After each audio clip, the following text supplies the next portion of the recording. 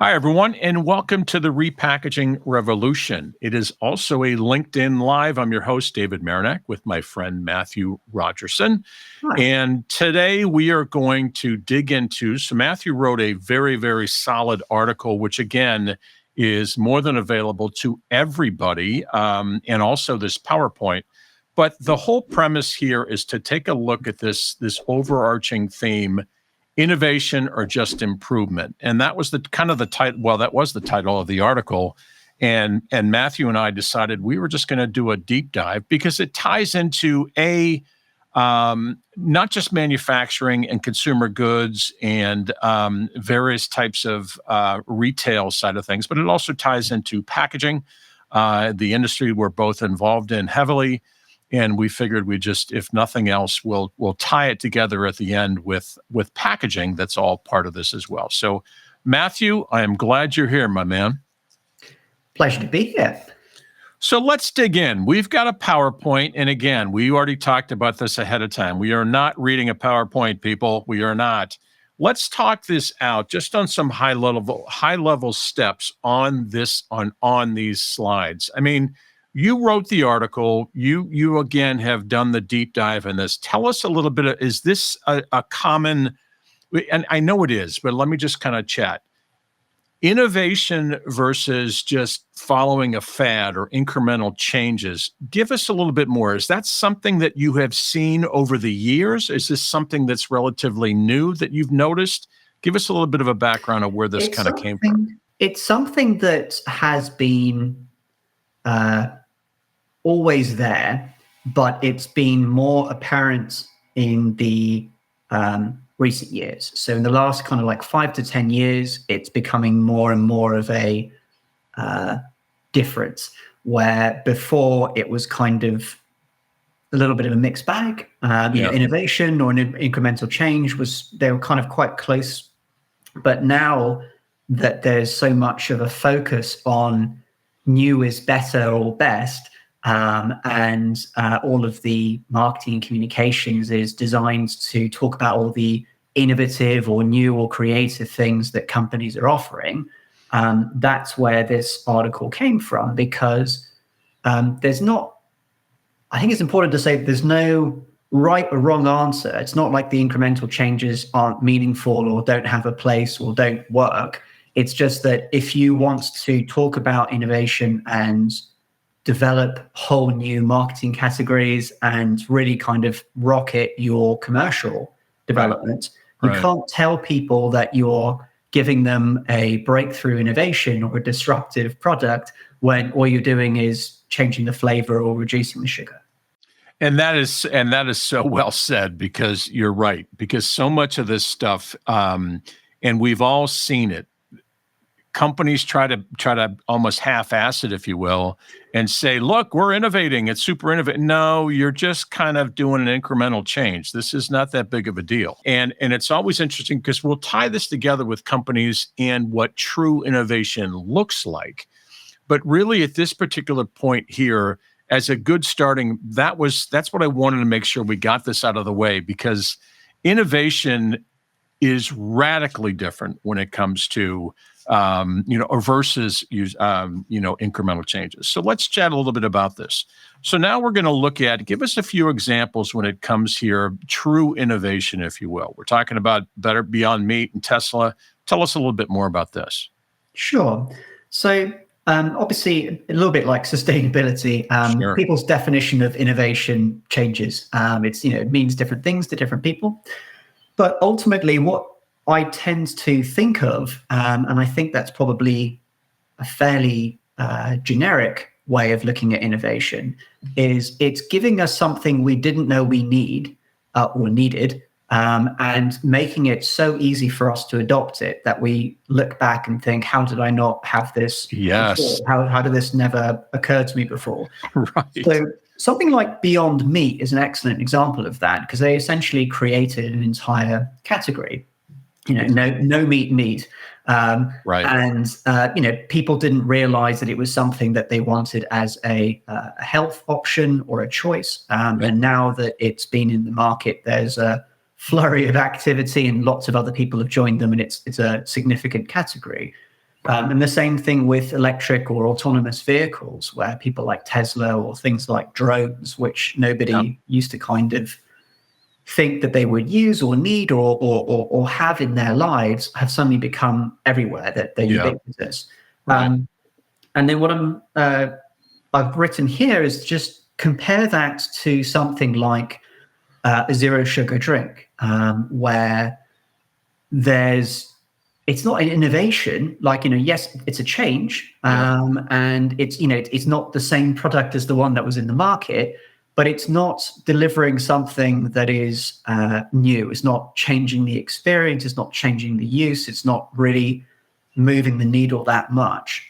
It's just an adopted or an adapted incremental change. And then that extends into things like flavors in food, where you have, things like rice, which now comes with a variety of what type of rice and what flavor of rice you have. Right. So it still expands the category. You have multiple categories across food and beverage, personal care and pharmaceutical, where people have got, tens or hundreds or thousands of iterations in them. And there's loads of SKUs, and it's a massive market. But it's not really a innovation that's right. They've just had a couple of changes. I think that's really a good point. You mentioned this a little bit ago. This isn't a right or wrong. This is about really defining, and really, just like you said, sustainability. There's those blended words, but innovation is one thing that is, versus incremental changes. And I love that you were able to kind of pull that up. I think it's a really good point to lead into here. Another good example were these self-heating coffee cups versus paper bottles. I mean, innovation versus improvement. Totally, this gets even clearer as we go through this.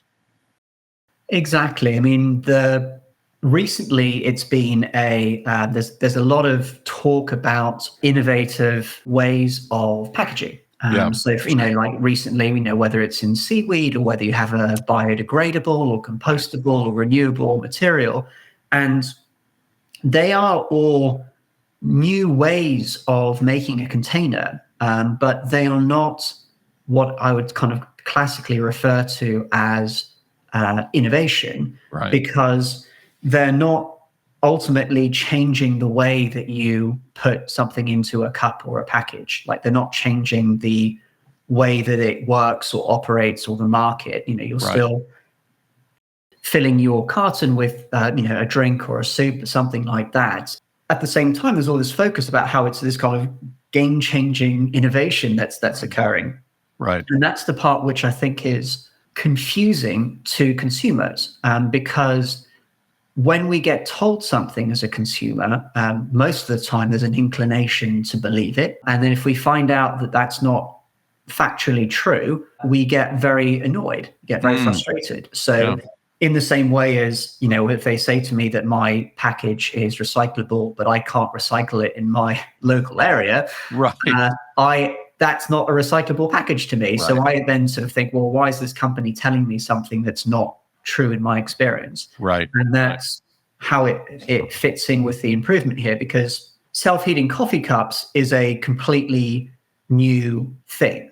Like, you didn't have that ability before they were invented. And what they do and how they do it there was nothing else that was doing that in the market at the time or since, in fact. Like Beyond Meat. Yeah. Exactly. They created something and a way of doing something and a ritual, and everything about that market was completely new. Whereas things like the recent one about paper bottles, like engineering, it's an incredibly wonderful and magical feat. Like, what they've done is still very impressive, but it's not an innovation. It is improving the way that something is done. It's optimizing, it's making it better, it's making it more efficient, it's making it more sustainable even, but it's not innovation, it's an improvement. Yeah, I just love that. As and again, just tying this together, and I hate to kind of keep going back to this, but the innovation side of things, that there's not a right or wrong. And again, but what you did say was, when it comes to consumers, if a consumer's impression, you can lose a consumer, if I heard you correctly, Matthew, you can lose a consumer if they feel like they've been kind of misled. Is that a fair statement? Yes. Yeah. So that is the main issue at the moment, is that there's a fundamental lack of trust between consumers and brands. That is nobody's fault. It's just a lifetime of some unfortunate communication and misunderstandings that have been kind of compounded. Right. And what happens there is that it means that a kind of inbuilt friction that has to be overcome in order to generate that sale and that connection. And so if a person feels like they are being cheated or lied to, or there's, especially in this day and age, there's no loyalty. So, I will very happily stop using your product if that's the way you treat me, or if that's the way I feel I'm being treated. And it doesn't have to be accurate or true. It's just whatever they feel, which is why that point about, we do act and buy impulsively and emotionally. And that's the thing that you want to try and tap into, because if you try and tap into somebody's logical reasons for buying something, it's much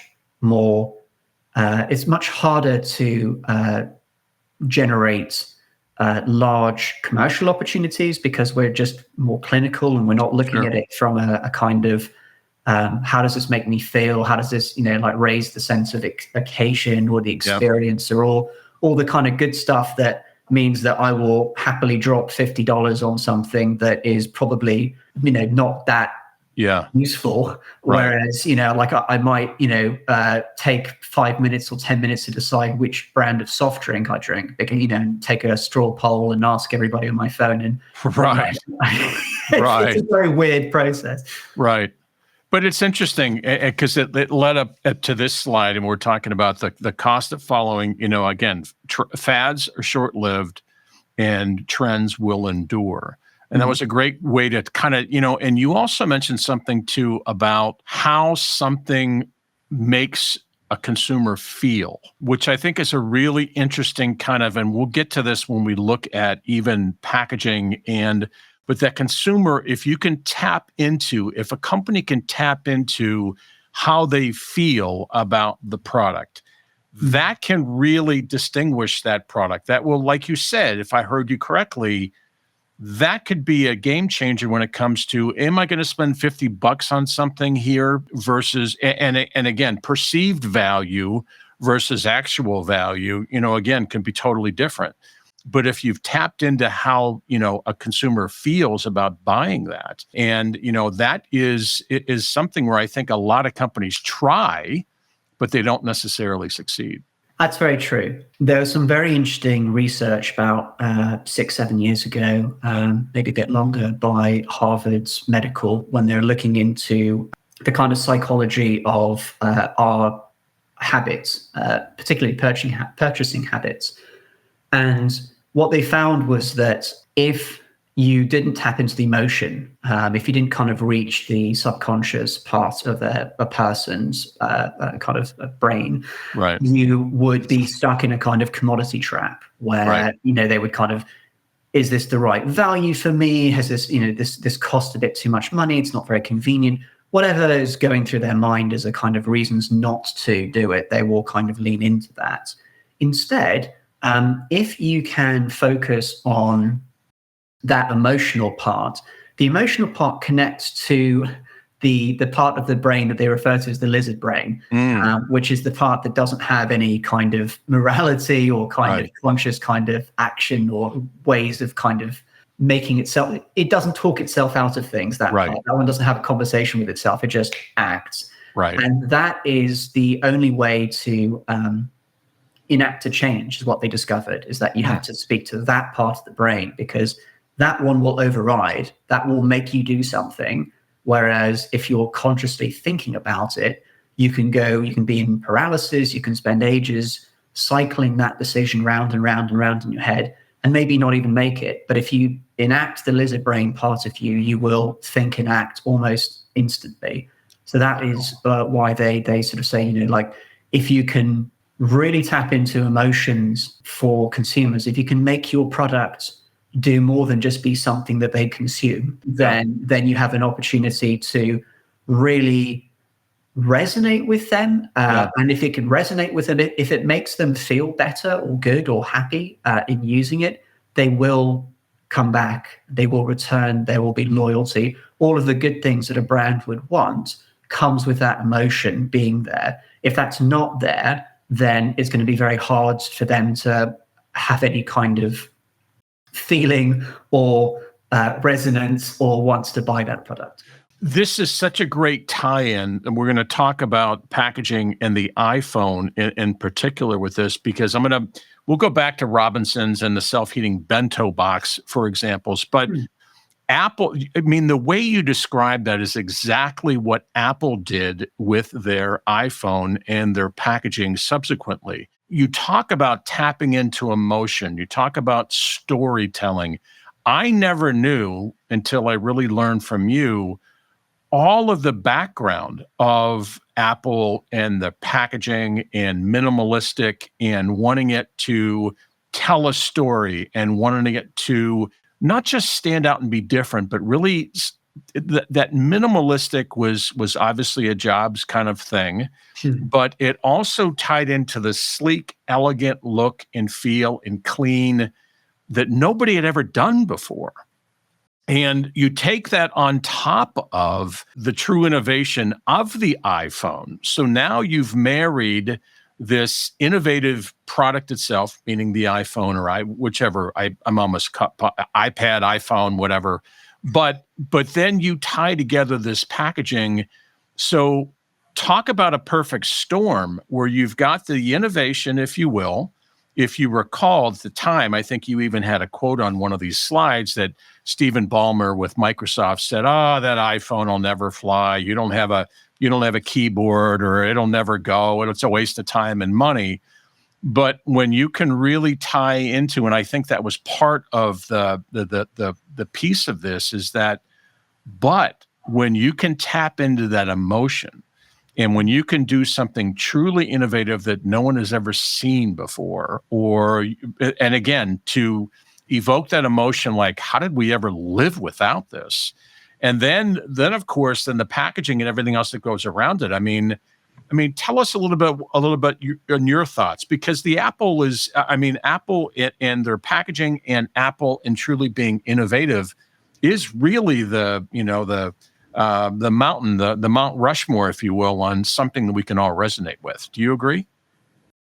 Yes, I think it was. I think you were.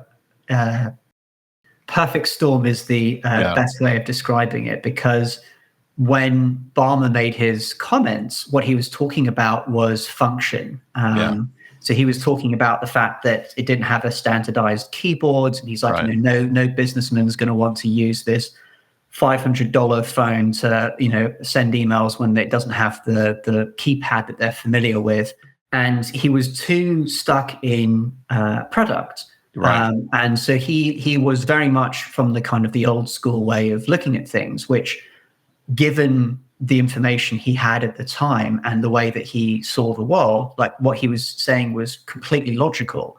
But unfortunately for him, we're not logical people. Right. And so what Jobs had understood, and I think the quote was something along the lines of, the opportunity or innovation is seeing the opportunity to change, or seeing the opportunity in change. And so what he looked at was the entire experience. They were really the first that I'm aware of to... Me too. Really get to the fact that, from opening the box with your product in it, all those unboxing videos that used to be around of the original iPhones, and the whole experience from just receiving that very elegantly, minimalistically designed box, opening the box, turning on your phone, even before you'd actually used the product, the experience of it was just so completely different to what had happened beforehand, that people were really, absolutely amazed and really driven by it. And then you add to that the fact that it wasn't in fact just used for businessmen sending emails, but now you can watch your videos, you can listen to your music, you can write entire books on it if you want to. And so all of that really meant that it was almost like the pendulum swinging completely the other way. 100%. And that was what proves, most of what we've been talking about is the fact that, if you can really swing it into being a hugely emotive experience, and a positive one, ideally, but a hugely emotive experience, people will and do. I'm one of those people that I still buy iPhones however many iterations we are down the line, 15, 16 years down the line. And they are enormously expensive. They're not value. There's no price. It's not a good deal from a price perspective. But just the whole experience massively overrides that. So I just don't care. There's nobody kind of buys an iPhone or uses an iPhone because it was the kind of the best deal in the store, that they're using it for a myriad of other reasons. Absolutely. And the fact that even to this day, there is that experience and it hasn't changed. I mean, again, everybody kind of tapped into that Apple, whether they're an Apple iPhone or Android, it doesn't matter. Everybody's had experience with Apple, and that kind of theme resonates through the entire organization. And that entire theme, if you will, just continues to, override the entire process of how somebody feels and how somebody is able to experience when it comes to the Apple. So I think it's important. I just wanted to kind of finish my thought here. If there's anything, that we all can relate to from the Apple side of things, and I don't know if you knew this, and I just was doing some research before our get together here. This is the picture of now Steve Jobs was adopted. This is his adopted father, whoever it is, Paul Jobs or whatever his name was. But where this came from, I don't know if you noticed that or knew this, but he had always said to his son, they were putting up a fence when they were very young, and he said, "Son, the back of the fence with a part that nobody sees has to be as nice looking as the front when you paint it and clean it up or whatever," which really got to him and tied back to this packaging, the look and the feel, and people save the packaging and people remember the packaging. And that really is so fascinating because I don't recall anybody ever really tapping into all of those basic components, if you will. It's an emotion, of course, but the storytelling and the brand and the look and how somebody feels, and it just, I've never seen anything like it. And I know there's other companies out there, which we'll get to in a second, but nothing really has remained. Here we are talking, 15, 20 years later, or whatever it may be, and it's still as if it happened yesterday. It's crazy. Yeah, and that attention to detail, I think, is such a telling aspect of why he's been so successful. Because as his dad was telling him, it's not just what you see. It's not the tip of the iceberg. It's the bottom of the iceberg. You've got to worry about. Right. I just remember, and it wasn't that long ago. I digress. But do you remember? I don't know if they ran these if you were in the UK at the time, but in the US. When Apple kind of came on the scene, and it was regardless of whether it was an iPhone or the Mac or a piece or whatever it was, a computer, they were known for being plug and play. They were known for, you get it, you turn it on, you know what you can do. At the time, Microsoft was the polar opposite. They were like, ship it. They knew it wasn't ready. And they knew it was half the time it wasn't going to work, but that updates or electronic updates could fix it eventually or whatever. But they had run a series of commercials in the US really highlighting that fact, really highlighting that we've done our work. We've done it. We know what works and what doesn't work. We don't ship you something that's not complete. We don't ship you something that's not ready to go. And it was such a great way to tie together this whole overarching theme of we're not half-assing anything. We've thought about every little detail, including the packaging and including the experience when you get it home. You turn the thing on and you can do what you're supposed to do with it, not like other people that, and Microsoft, again, was just that 900-pound gorilla. And at that time, they were kind of the only real game in town with certain products. So they could do it. They could afford to just go, ship it, we'll deal with it later. But Apple really stuck to it and stuck to that kind of their core values and continued on and doing it that way, which I think it's just fascinating how that all kind of played out. There was a similar one where one of my favorites was in the kind of Coke and Pepsi battles, right? Where I can't remember, I'm guessing probably 20 years ago, 30 years ago, it was a while back, where Coke was 2 or 3 times the sales of Pepsi, right? And they were kind of talking about how they were 2 or 3 times bigger, and Pepsi was just a kind of upstart, right? And they had a commercial where, in the commercial, this little kid is getting himself a drink, and he gets 2 cans of Coke so that he can stand on them to reach the top bar to get the Pepsi. Oh, nice. And so they're saying, like, that's why you've got your two times sales, is because they're using you to kind of get to us. So yeah, I really get that because and again, it's that emotional thing, like the idea of, like, being the kind of guinea pig and using a product that may or may not be, may or may not work. And you may or may not have to speak to customer service to kind of get it to work the way you want it to. That's an immensely frustrating experience as a consumer. Yeah. So instead, if you get something which, yes, it might have taken a bit longer to reach you, but you know that it's going to work. Right, exactly. That's very valuable. I hope you like this content. If you want more of it, I put together a Specialized Packaging Alliance, a group of packaging professionals that are in different facets of this industry. We have webinars, we have meetings. The idea is to share information about this great industry of packaging, whether that be from the sales side of things to the marketing, even to the end users. My point with this is I'd love to have you join us, the Specialized Packaging Alliance. Check out the link below to learn more. Thanks. The innovation itself, again, initially we started out talking about actually innovative ideas and products. And then now we've kind of segued into the packaging side of things, where companies are using their packaging as kind of a tell-all, kind of a unique way to catch and build their brand existence, if you will. And one of the companies that kind of came up was Lush. So Lush here, we've got, I guess, a line of bath soaps and cosmetic kind of packaging and products. And then Patagonia is another one that has kind of stood out as being an example of innovative packaging that ties back to the product itself. Any comment, any thought when it comes to products like these?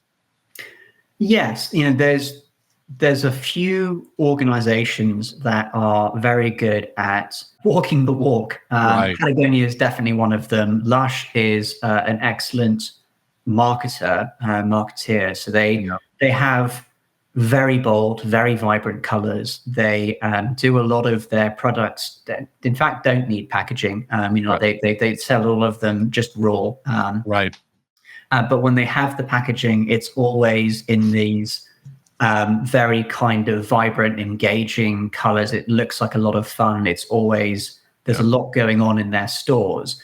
So it's always a fun experience to be in a Lush store. And in the case of people like Patagonia, what you get is the quality, where there's always this understanding that I'm going to get something that's going to be very high end. I'm not going to be cold or wet, or like the product is going to deliver, but also I know that it's going to deliver and it's going to make me feel better, because I know that it's doing all of that without impacting the planet.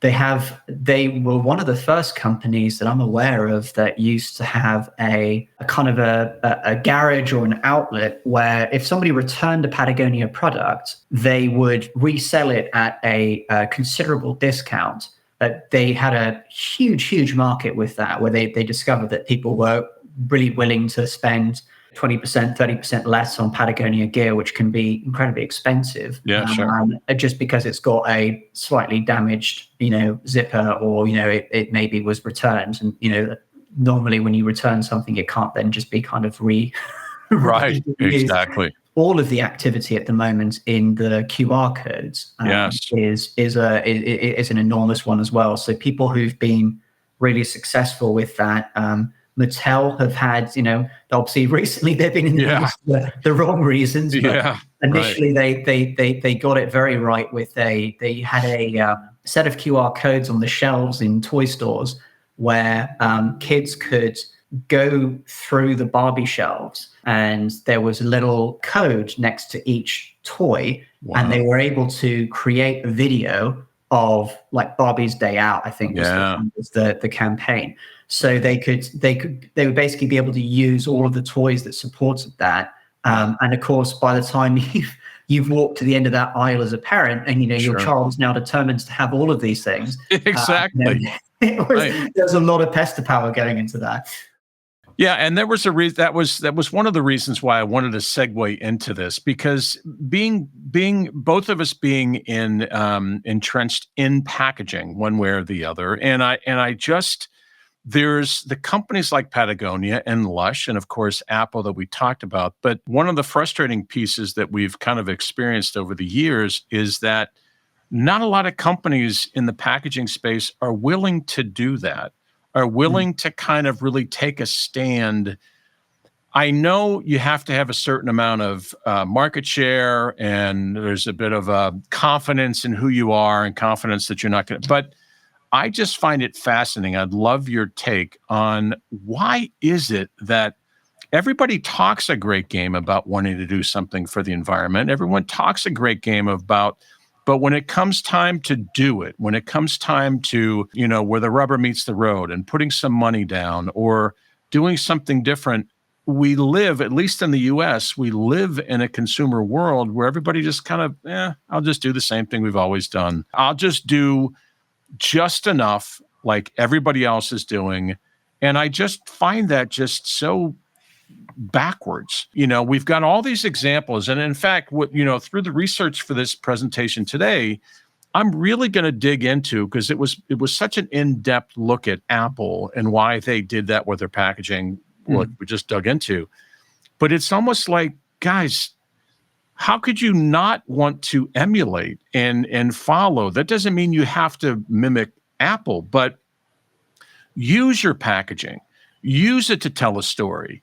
Use your QR code to kind of lead people into, what your brand promise is and why you're different and what makes you unique or whatever. And I'm just fascinating. I'd love your take about why is it that so many other companies just don't do it? You've got you know what I mean? I don't know if that, is it me? I just don't see, I see a lot of Me Too's. I see a lot of, well, that's what everybody does. That's what we're going to do. And I also then shake my head like, well, then how could you complain that your sales are down?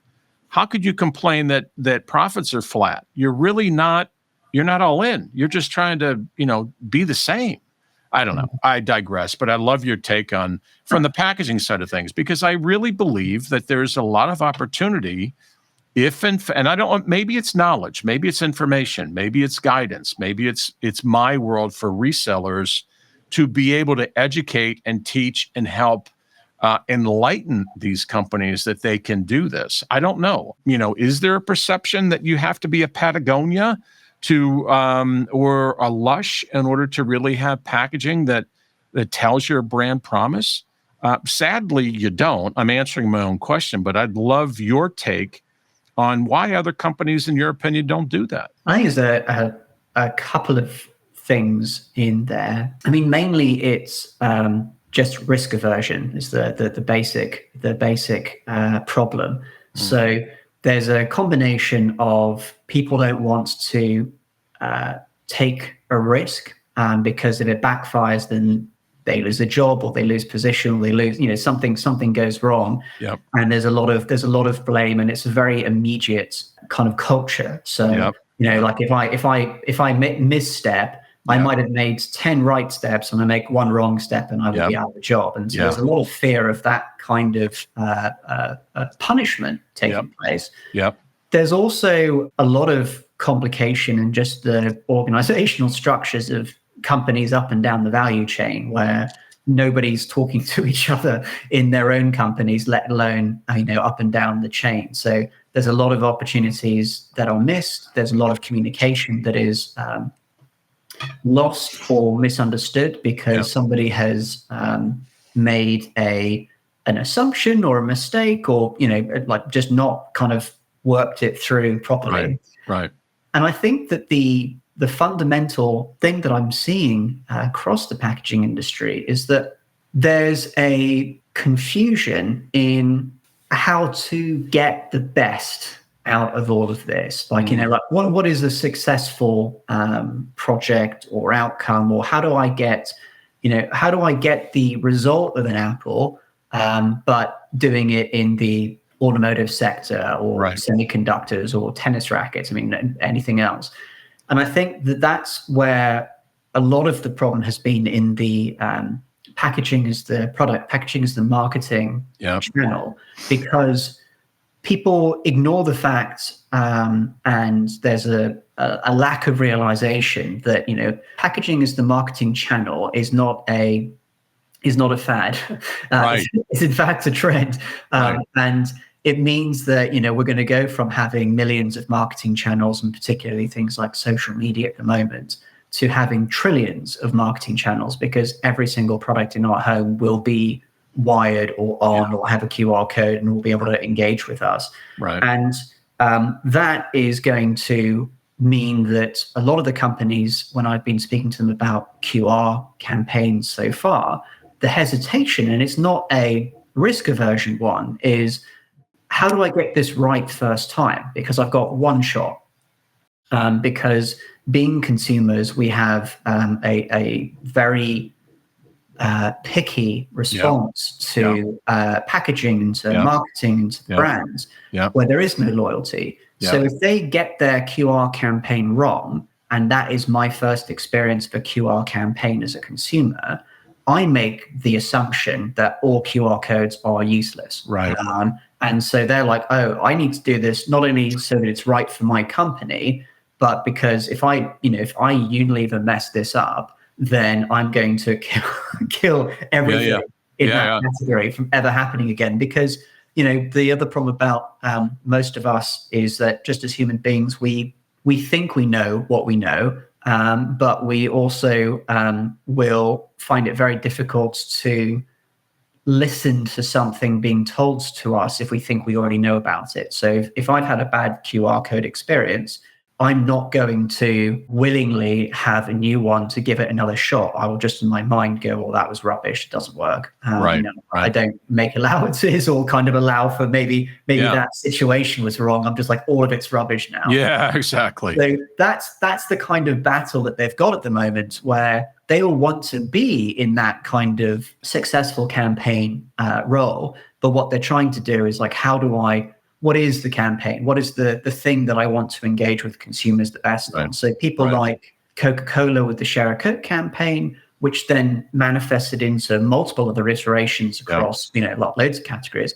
They realized that, we want to have our name on something, or we want to have, we want to personalize it to that extent. So that's one area where you're like, okay, well, now my campaign can do that. My campaign can talk to Matthew, the consumer, on his phone, or David, the consumer, on his phone, rather than kind of put it out there and be like, well, we're going to hope that somebody called Matthew or somebody called David is written. Exactly. Right.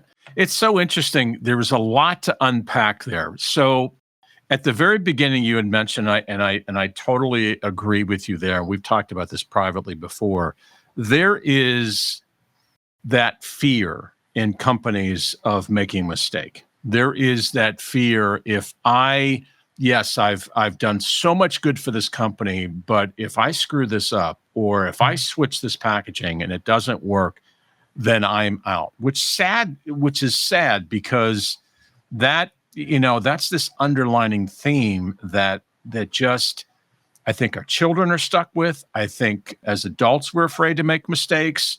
Everybody thinks, and by saying that, it ties together towards the end of what you were mentioning. People want things to be so, they want it to be perfect. No risk, perfect, perfect, perfect, perfect.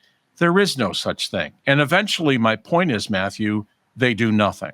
It took too long. I mean, it became, it isn't an innovation. It's more of a fad. It's something that just like, it just drives me crazy. And to the packaging resellers too. And I think there's a real opportunity that's missed a lot of times. And that's where I'm so passionate about being a packaging reseller is I truly believe that's one of the jobs of a packaging reseller is to help take some of that risk off of the end user, to help them understand what is available, to help them understand. And it's not a all or nothing. It's not a, it's all paper, no plastic, or it's all, this is not, this is about what is the plan? What are you trying to do? Is this an all in for your entire company, Bob? Or is this something that you just want to make a wave on a new SKU or a new segment or a new line of whatever it is? There's very little communication. You also mentioned that. We've talked about that several times, even in the organizations themselves. Purchasing doesn't talk to marketing, and marketing doesn't talk to sales, and sales doesn't understand manufacturing. And the people, and subsequently, we've got people bouncing all over the place. And I just know, I don't have the answers, but I just know there is a place for partnership as a packaging reseller, partnership to be able to bring those ideas to the companies so they understand different options. When I got into this business years ago, I would go into a company and it may be 3 or 4 different iterations of packaging. Could be foam, could be plastic, could be thermoform molded, could be just literally, a partition. There's all kinds of things. And we've lost that in the packaging world. My take. We've got companies that, all we sell is this. All we sell are partitions. All we sell is molded foam. And I just think if there's anything that I've taken from this conversation with you, as I've done several times, there's huge opportunities that you can't, look what we're talking about. We're talking about innovation. We're talking about fads. We're talking about using your packaging to storytell, using your packaging to gain market share, using your packaging to personalize the experience, all this stuff. And it's so interesting to me why so few companies just even comprehend that. I don't know. It's like I know I'm just rambling, but I mean, we just had the Pack Expo, what is it, a week or so ago, and everybody flocks to Chicago or Vegas or wherever it's at, and everybody runs there hoping that they're going to get wowed by something that they can plug and play, back to the Apple sort of experience. And you can't, there's nothing like that out there. You have to be, and that's where the reseller, if you will, and that's where people can try new things. And, there's just this fear aversion.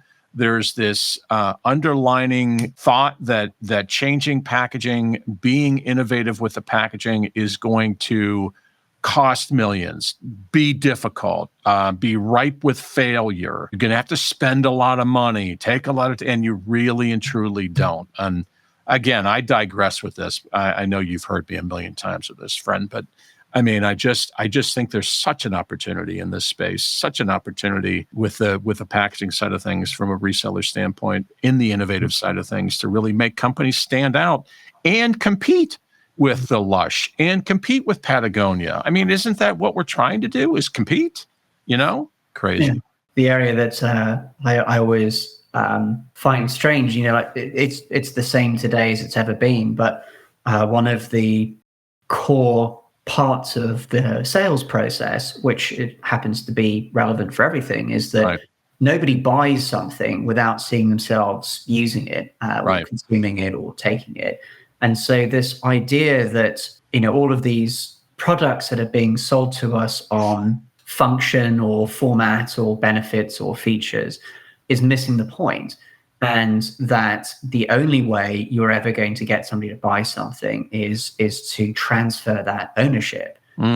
And that's where the packaging, that's where the innovation, that's where all of this stuff that we're talking about really comes into play. Because, I mean, there was a very famous case about, probably going back about 5 years ago, where Ivisa Rose Beauty Whip, which is Japanese or Korean, and they had a foam facial cleanser that when it sprayed out in a rose shape. So there's like a little white rose, kind of facial toner, and they sold out in a nanosecond because they used social media, so that people were showing that rose being used. So people were basically spraying it out into the palm of their hand to show the little white rose that was there. Right. And that was, more effective than any other marketing. So people were buying this stuff just to kind of take photos and selfies of themselves, spraying it all out. They weren't even using it. So that's where, that's where you want to get to. That's similar to the kind of the Apple style of innovation, where you get people having that unique, amazing experience that they want. 100%. There's just so much here, and again, we always get so sidetracked. At least I do. Well, let's land this plane. So one of the things I wanted to just kind of recap here, there's 3 or 4 bullets that I really kind of put together here from your presentation. Go beyond, when it comes to true innovation, you got to go beyond product features. Anything you want to wrap up on that? Anything you want to kind of say along the lines of, what's your take on that bullet point? Just like we were talking about, so it has to transfer the ownership. So, nobody buys something because of the features. Right.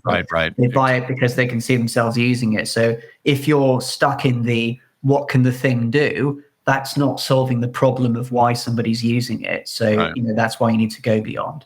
Right. Stay ahead of trends. We talked about that ad nauseum. Authenticity and transparency. What are you referring to there? People might not know that they're being lied to. Yes. or that the communication isn't necessarily, it might be unintentional as well. It doesn't necessarily need to be intentionally lied to.